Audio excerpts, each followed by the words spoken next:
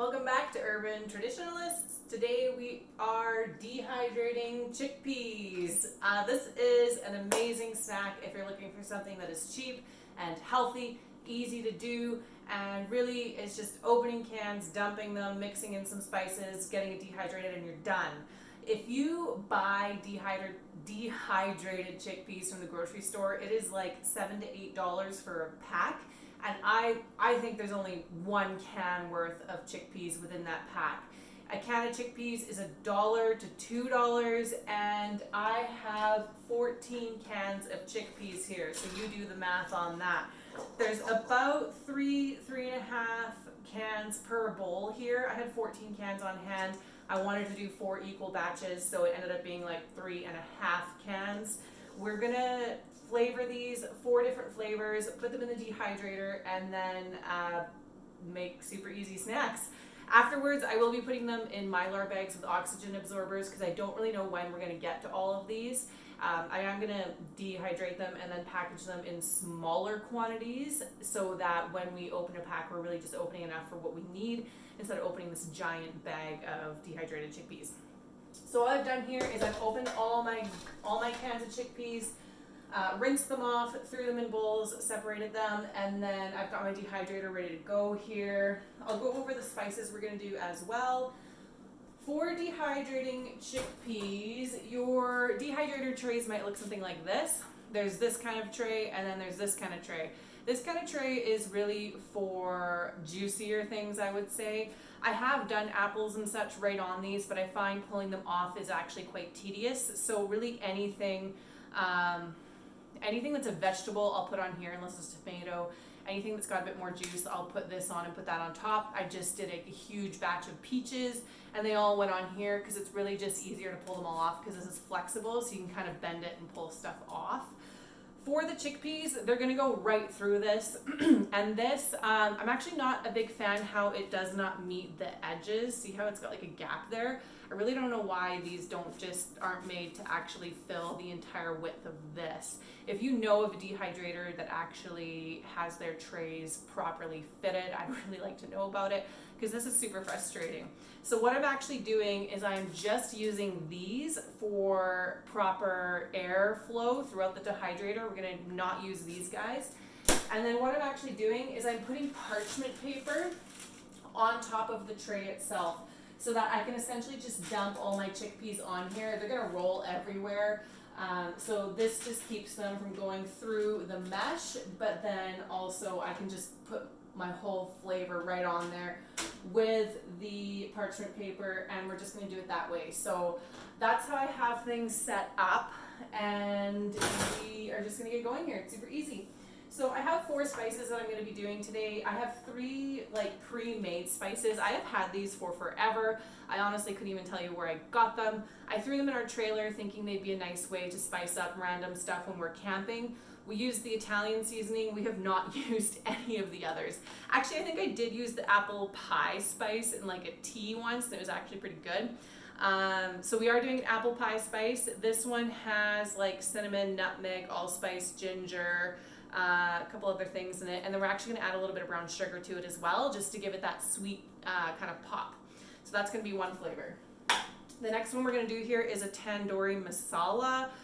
It's got a couple varieties of chilies, turmeric, paprika, coriander, cumin, black peppercorns, cardamom, ginger, cinnamon, garlic, nutmeg, cloves. This one's going to be quite a flavor punch. So we're going to use that one. The third one we're doing here is a garam masala. Am I saying that right? Toasted coriander, cumin, black peppercorn, cinnamon, fennel. There's a couple things I actually can't pronounce, bay leaves, nutmeg, ginger, cloves. So it is going to be very similar to the other one. I do prefer more of like a curry kind of spicy flavor when I'm just snacking on something. So that's why 2 are kind of more leaning towards that way. We'll do our flavorful, our nice sweet one.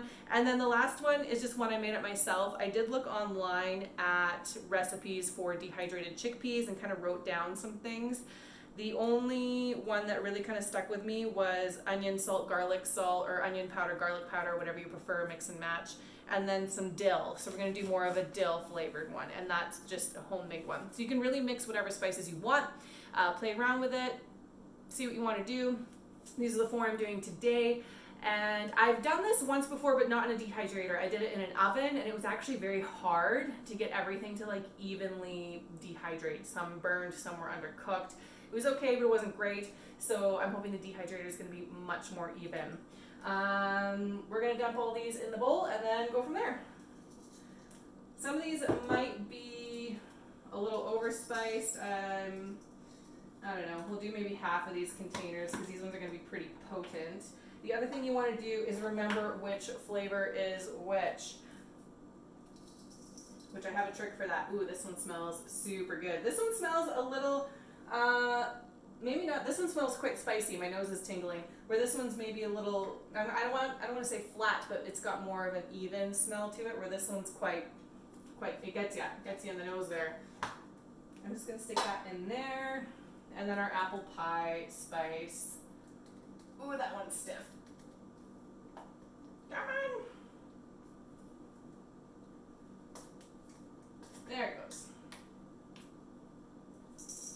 Apple pie spice in this one. And then we're going to add a little brown sugar to this one as well, just to give it that sweetness. A little bit more, why not? Alright, so I'm not going to be super particular about how I mix these up. You can get a spoon or whatever. This is our dill, garlic, onion batch. Ooh, that smells so good. This honestly is like the healthy version of potato chips. So we're doing pretty good here for our health concerns. Alright, let's get that all mixed up. It actually looks pretty evenly covered, so I'm kind of happy with the distribution on that. And then we're just going to dump it right in the dehydrator. Make sure it's nice and even. I'm not too concerned about a ton of overlap. Usually with dehydrating, you want to be careful about not really overlapping things because it'll stick together and take longer to dehydrate. That's for like pears, peaches, apples, tomatoes, things that are really, really juicy. Otherwise, you're just going to end up with a big clump. With these guys, I know that they will not have a tendency to stick together, so I'm okay with kind of loading it in there, but I do kind of want to keep a flavor per tray. So I have 6 trays and 4 flavors. We'll see how this turns out.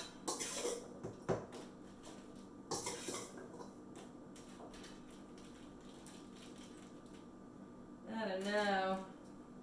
I feel like that might be a bit too full. Leave some out there. So we might be looking at 2 rounds, 1 round for 2 flavors, 1 round for the other 2. We'll see what happens.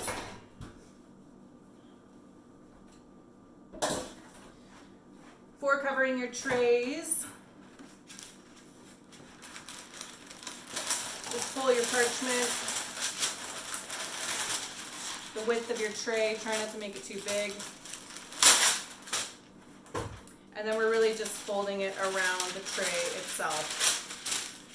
Does not have to be fancy. You just essentially don't want all those chickpeas rolling off, okay? And then you can kind of trap your curved down edges when you slide it in. This one I did maybe a little too narrow. There we go.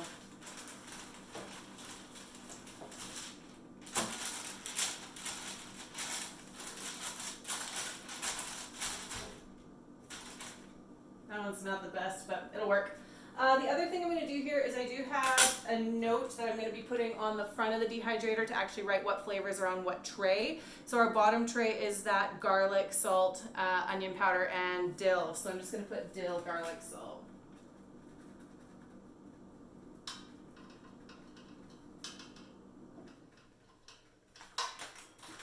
And then that way we know what's what when it comes out. Okay, I'm going to run through and mix all these up, put the rest in, and I'll show it to you once we have everything in the dehydrator and ready to go. Okay, we have our dehydrator full. What I ended up doing is I have 4 flavors, 6 trays. I ended up only putting 3 flavors in here and did a flavor per 2 trays. The one I did not put in is our sweet one, the apple pie spice, because I didn't want this to be permeated with the spices and the garlic and the salt that's happening in there. Those can all be kind of tolerated and a little mixed. When you're dehydrating, they don't recommend doing like onions and apples together, or onions and anything together really. You can mix and match things like pears and apples and stuff that's not going to really permeate anything else in the dehydrator. So I kind of took that logic and applied it here. So we have 2 trays for each flavor, and I do have my little cheat sheet on the front telling me what is on each tray, so that when I pull it out, 12, 14 hours from now or however long it's going to be, I know kind of what's what. We don't run the dehydrator inside because it can heat up the house quite a bit, so I do have to carry this out to the shop, and then I'll give you a close-up of the trays once it's in the shop, plugged in and ready to go. We'll also run down length of time and temperature at that point as well. Let's take this outside. All right, here we are, plugged in the shop.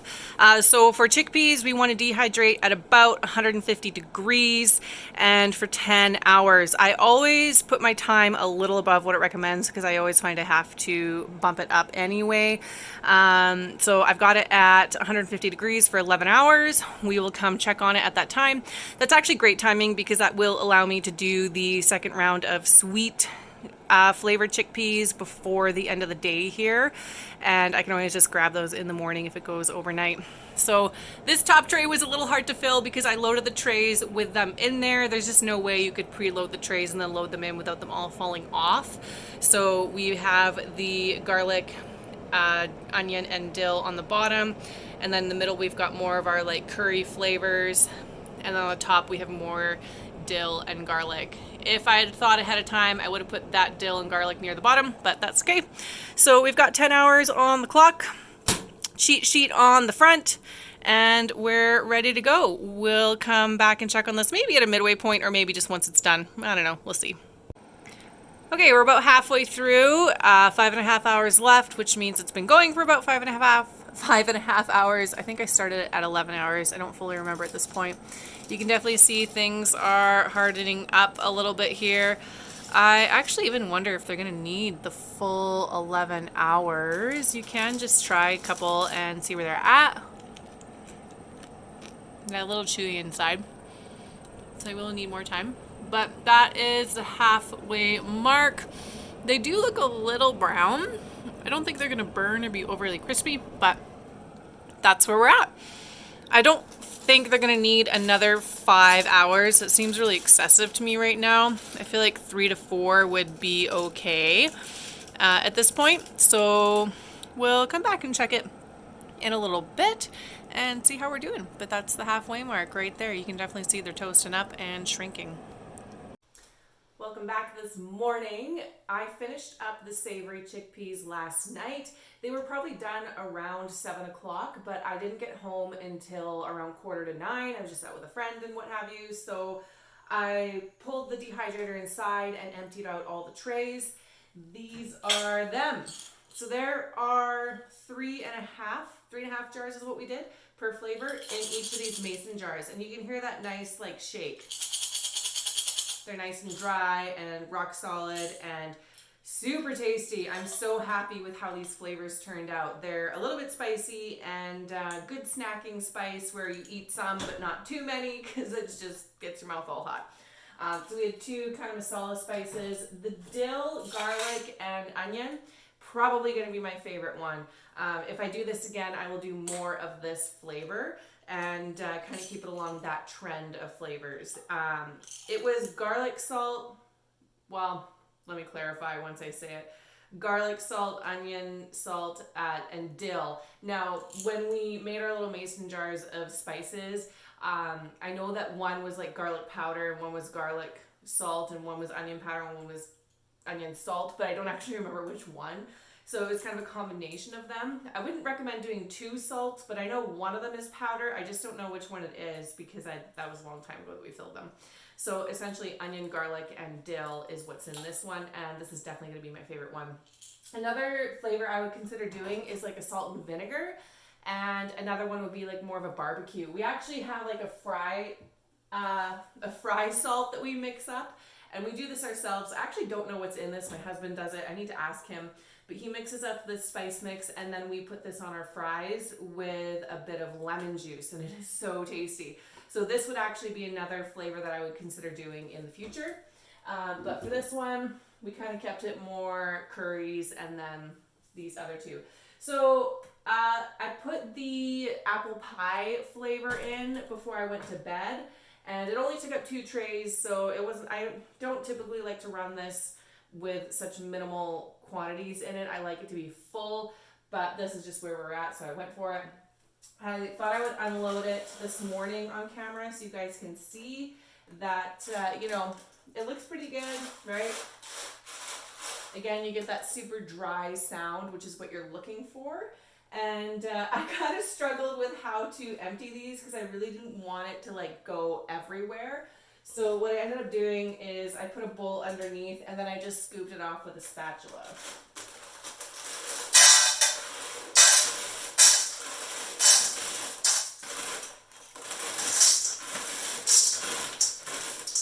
I feel like it's fully inevitable that they'll end up on the floor. They definitely did last night, but our dog wouldn't eat them because they were spicy.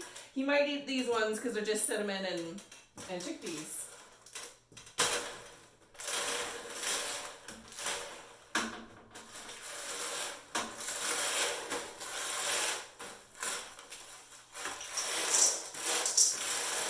We definitely lost a bunch to the floor just then.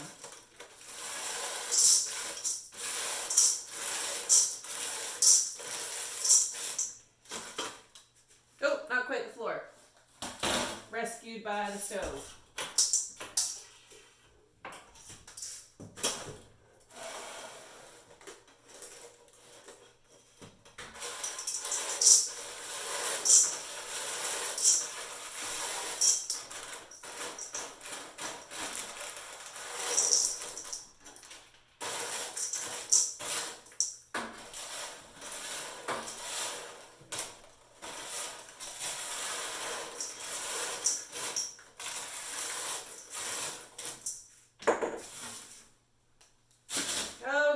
We have a bunch all over the floor, which I'll pick up later.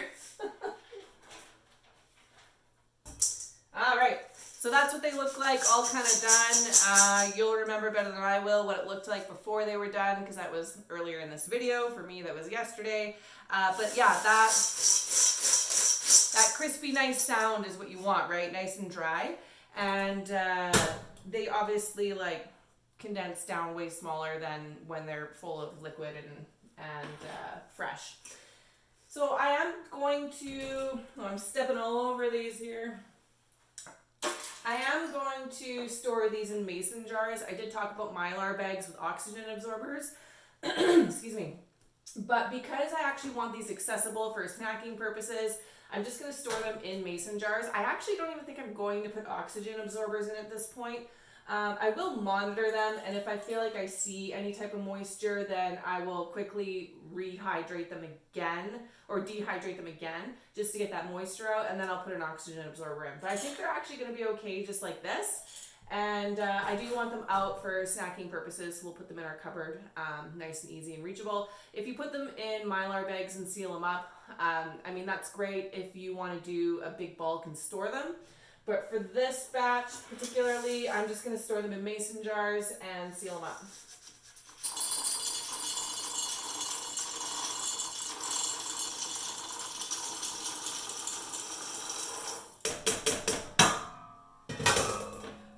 For the record, you could probably get 4 full jars of chickpeas in here. Again, we did 3.5 per flavor. And you could probably do 4 jars per tray, or 2 full cans of chickpeas per tray if you're doing flavoring as well. Again, I just had 14 jars on hand, so that's what we went with. So there is the apple pie flavor. I did just label the tops, and there they all are because they do all look quite similar this way. This has been super successful. I love dehydrating. It can feel like a lot of pressure August through October to really take advantage of the harvest season and make sure you're like doing your water bath canning, your pressure canning, your relishes, your salsas, you know, and there's so much to be doing when the harvest is high. And then winter hits, and that's when I kind of get the itch to do preserving, but there's nothing to preserve really because you know, the farms are done at that point. You know, you can kind of find apples and all of that later in the season, but they're not as good because they've just been in cold storage. But this is going to be an amazing like winter preserving project because you can get chickpeas in the grocery store all year long, God willing that, you know, supply chains still have them and, you know, they're still in production or whatever, right? You never know. But this is like gonna be an amazing go-to winter project. I do feel like I'm going to eat these like crazy because they're so yummy, and so I'd probably just grab this and like stick it in my car and like head out, right? So this is gonna be like an amazing winter project. So I don't see myself doing too many more batches of chickpeas specifically. I'm going to focus just being, it's August right now, so I'm going to focus again on the harvest side of preservation. But this test run has gone amazingly well. I'm going to be hitting this up again probably in like January, February when it's cold and I'm bored and I want to do stuff. And at that point, I will probably fill Mylar bags full of flavoring. And then that way I have them, you know, as in our pantry as storage and they're just there and ready to go. I'll also probably experiment with a lot more flavors come then, but this was sort of the test run. I'm really happy with how it turned out. For now, they're going to be in mason jars and accessible. We'll do Mylar bags in the winter, but that about wraps it up. Let me know what you think. Let me know if you've done this, what flavors you love and you've tried. For me, I think I'm going to go with the dill, garlic, onion is my favorite, but who knows? We'll experiment and keep going. Comment below, let me know what you would like to see dehydrated, what you're curious about, or what you've done, and we'll catch you next time.